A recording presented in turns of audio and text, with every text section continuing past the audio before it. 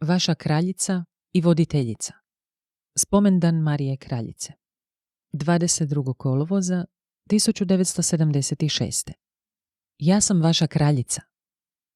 Očeva moć, sinovljeva mudrost i ljubav Duha Svetoga u svjetlosti presvetog trojstva potvrdili su me zauvijek u ovoj mojoj službi majčinskog kraljevskog dostojanstva. To je moja krunidba u slavi. To je moje sveopće kraljevsko dostojanstvo, majka sina i kraljica sa sinom.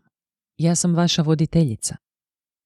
Pozivam vas, predragi moji sinovi, da bih vas sve skupila u svoju četu, kojoj sam ja sama kraljica i voditeljica.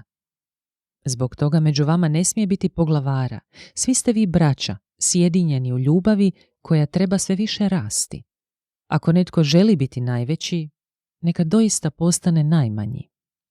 Samo onoga koji više ljubi, koji više služi, koji me više sluša, koji postaje sve manji, dotle da nestane u mom bezgriješnom srcu, njega ću učiniti sve većim.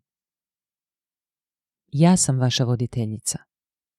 Zato vi, predragi moji, morate slušati moj glas. Morate biti poučljivi mojim porukama, naročito morate biti spremni i poslušni mojim naredbama.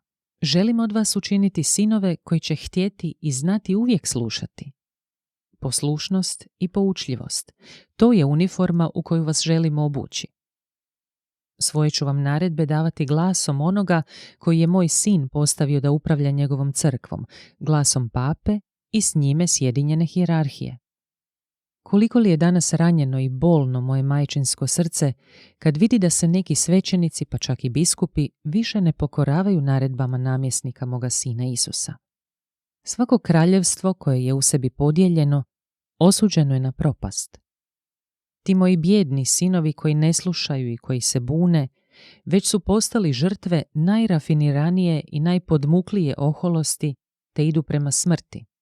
Koliko li vas Sotona, moj protivnik od početka, uspijeva danas varati i zavoditi? Pokazuje vas kao čuvare predaje i branitelje vjere, dok u stvari vas prve upropašćuje u vjeri i neopazice vas vodi u zabludu. Predočuje vam kako papa izdaje istinu i na taj način Sotona ruši temelj na kojem crkva stoji i po kojem se cjelovita istina čuva kroz stoljeća. Čak vas navodi da mislite kako se ja sama ne slažem s njegovim radom. Tako se u moje ime šire oštre kritike na osobu i djelatnost Svetog Oca.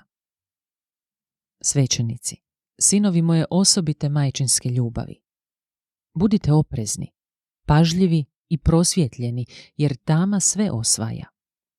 Kako bi majka mogla javno kritizirati papine odluke kad on jedini ima posebnu milost za vršenje te uzvišene službe? Šutjela sam na glas svoga sina. Šutjela sam na glas apostola. Sada ljubezno šutim na glas pape, da bi se što više proširio